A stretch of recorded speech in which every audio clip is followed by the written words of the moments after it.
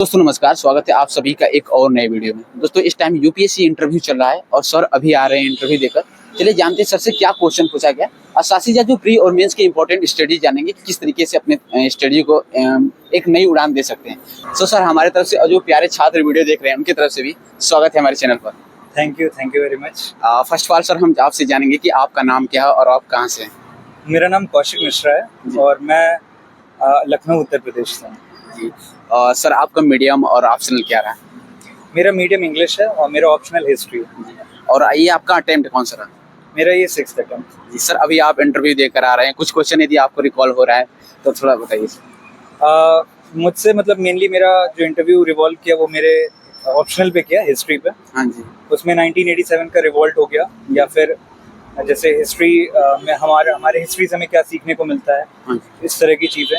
अशोका के कॉन्ट्रीब्यूशंस, फिर Boston T party, American revolution से रिलेटेड क्वेश्चंस। हाँ जी। और इसके अलावा अगर एडमिनिस्ट्रेशन की बात करें तो कुछ सिचुएशनल क्वेश्चंस पूछे गए। जी। जैसे अगर मतलब कोई सीनियर कुछ टास्क देते हैं मुझको, या फिर उससे रिलेटेड कि कैसे what will be my course of action, तो उससे रिलेटेड क्वेश्चंस पूछे गए।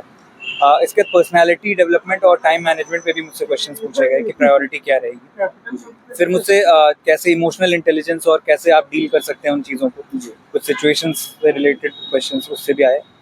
तो ओवरऑल यही था। सर और भी क्वेश्चन है जे आईएएस अफसर बनाकर या फिर कोई सिचुएशनल बेस्ड क्वेश्चन आपसे पूछा। हाँ, मुझसे बेसिकली सिचुएशन बेस्ड जो मैंने बताया कि अगर मुझसे कोई मेरे सीनियर हैं वो कुछ करने के लिए कहते हैं जो कि मुझे लगता है कि लीगल नहीं है या फिर एथिकल नहीं है, तो मेरा कोर्स ऑफ एक्शन क्या होगा।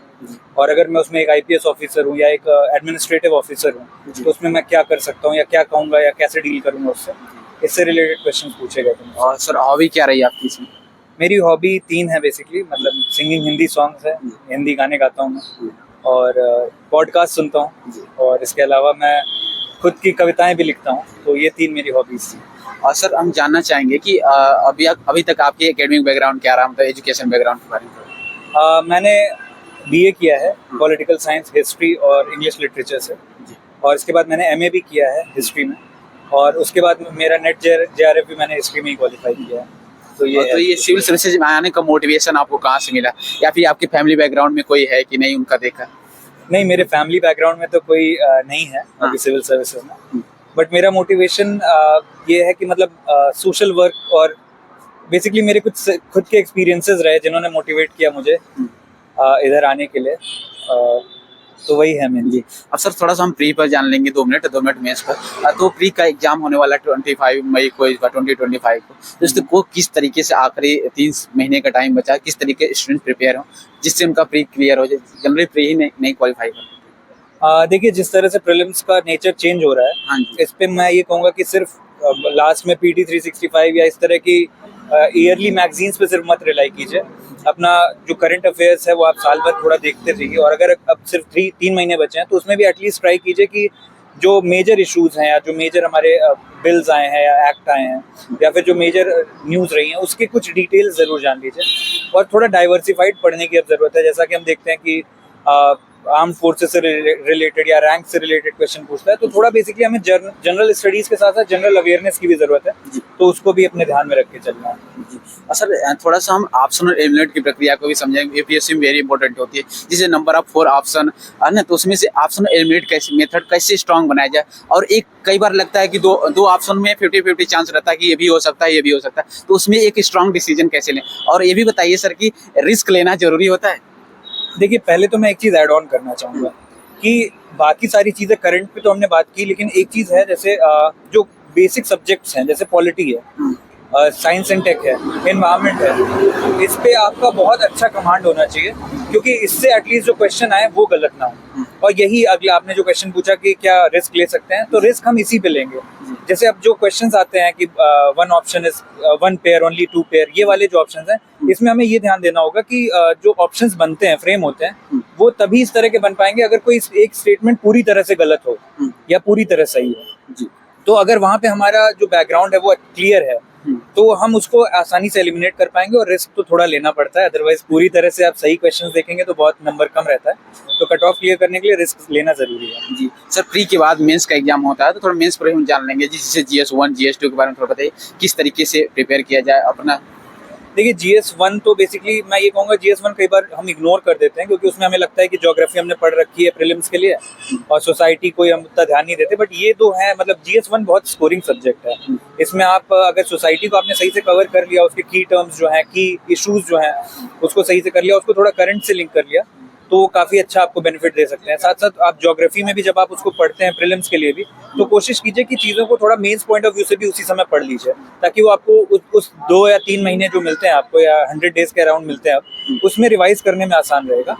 और GS2 के लिए तो आपको यही सेम अप्रोच रहेगी कि पढ़ना है। सर थोड़ा GS3 GS4 जो इतने भी पेपर हैं थोड़ा इसके बारे में डिटेल में थोड़ा बता दीजिए। देखिए GS3 में एक इशू है कि मार्क्स कम मिलते हैं, तो उसके लिए थोड़ा सा आपको इनोवेटिव होने की ज़रूरत है, चाहे वो चार्ट्स या डायग्राम से हो, या फिर आपको जो डेटा फैक्ट्स हैं उसको भी कोट करना है, एग्जाम्पल्स कोट करने हैं, जिससे कि आपका जो पेपर जो GS3 का है वो आप सब्सटैंशिएट कर पाओ अपने आंसर्स को। तो ये चीज़ GS3 के लिए काम कर सकती है। एंड GS4 तो जैसे एथिक्स का पेपर है, तो मेरा तो उसमें ये अप्रोच है कि if you are ethical you can write the papers of ethics in a better way. तो पहले तो खुद एथिकल रहें, तो उसके बाद फिर एथिक्स के हर एक जो हमारे सिलेबस में पॉइंट मेंशन्ड है उसको अच्छे से थॉरली कवर कर लें। अगर ये चीज़ें करते हैं तो इन दोनों में भी हो सकता है। सर एक लास्ट क्वेश्चन रहेगा, कई बार स्टूडेंट डिमोटिवेट हो जाते हैं, तो इस सिविल सर्विस एग्जामिनेशन में धैर्य और पैशन कैसे बनाए रखें, है ना? और जब डिमोटिवेशन निगेटिव थिंकिंग आती है तो उससे कैसे बचे, और आप क्या करते थे उस टाइम? देखिए डिमोटिवेशन तो हर दूसरे दिन आता है, क्योंकि हमें लगता है कि पता नहीं कवर हो पाएगा या नहीं। एक टेस्ट में नंबर अच्छे आ गए तो लगता है कि नहीं नहीं हमारा ही होगा, फिर नहीं हुए तो फिर लगता है नहीं हमारा नहीं होगा। तो ये चीज़ें हमें ये समझना होगा कि पार्ट एंड पार्सल इस प्रोसेस का।